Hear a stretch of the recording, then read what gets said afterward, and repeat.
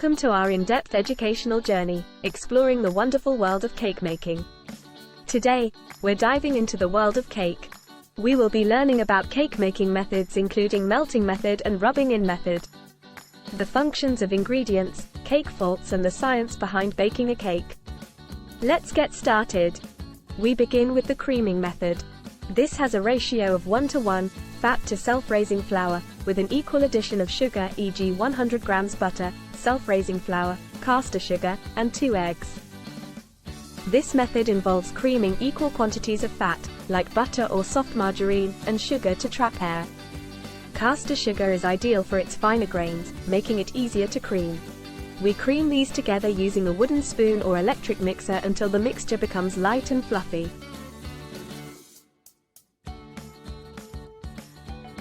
This process traps air, which gives our cake its rise and light texture.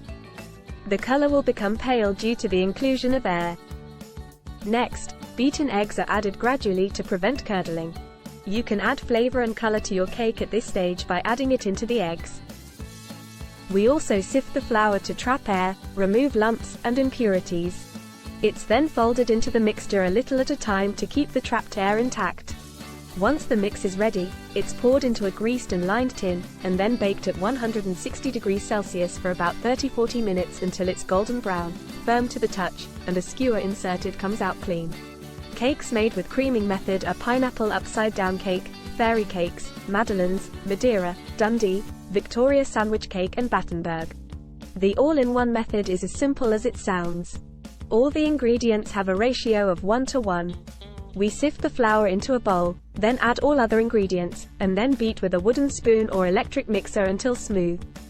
It's ready for baking. This incorporates air and ensures an even mixture, which is essential for a light, well-risen cake. Cakes made with this method include Victoria sandwich and Madeira cake.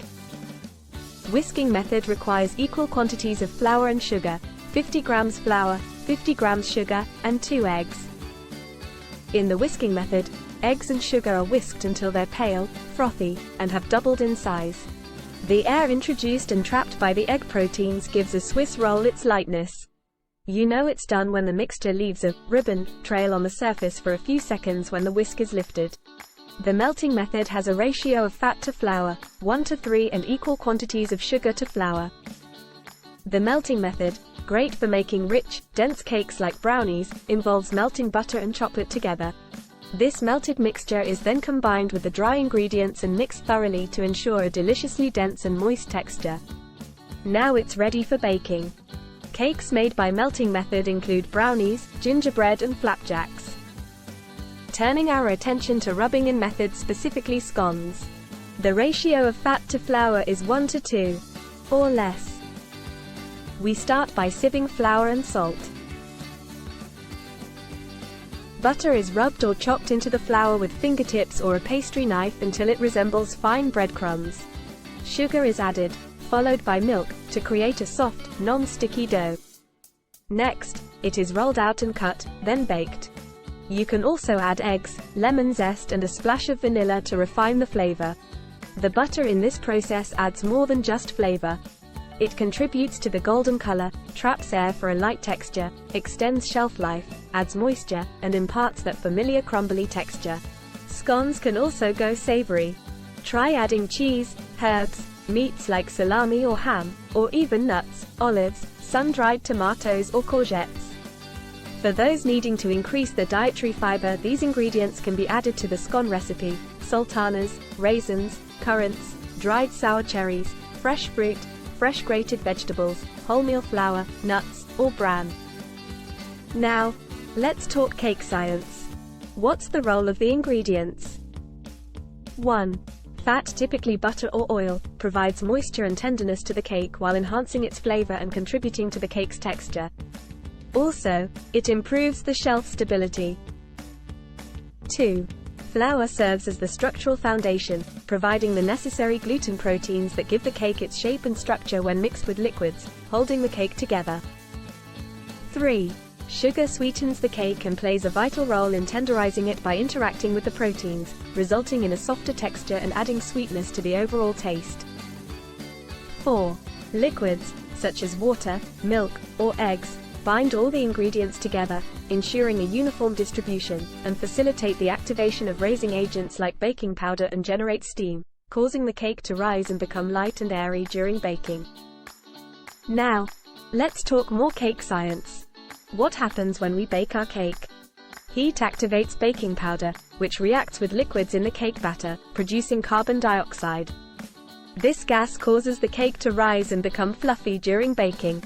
This gas gets trapped in tiny bubbles, causing the cake to rise. When set, it forms the cake crumb. As the cake bakes, the protein in the eggs and the gluten in the flour coagulate, setting the cake structure and the crumb. Simultaneously, the sugar caramelizes, forming a delicious golden crust. Remember, a Victoria sponge and other cakes are best stored in a cool, dry place, preferably in a sealed container. Exposure to air can make it dry out, while excess humidity can make it soggy. Warm, moist environments may lead to mold. Cake problems. If your cake has risen to a peak and cracked, it may be due to a high oven temperature, too much mixture for the size of the tin. More cake problems. If your cake has sunk in the middle, it could be due to insufficient baking time, the oven door being opened too soon, too much sugar or liquid in the mixture, overbeating the mix. If your scones turn out doughy in the middle, this could be due to insufficient cooking time, the oven temperature being too hot, too much liquid in the mixture, or the scones being cut too large or rolled too thinly. Decorating is the fun part of baking. You can use a variety of icings, including buttercream, cream cheese, fondant, frosting, ganache, glacé, meringue, and royal. Baking is a beautiful blend of science and art. So keep experimenting and learning. Maybe your next bake could be the next big dessert sensation. Until next time, happy baking!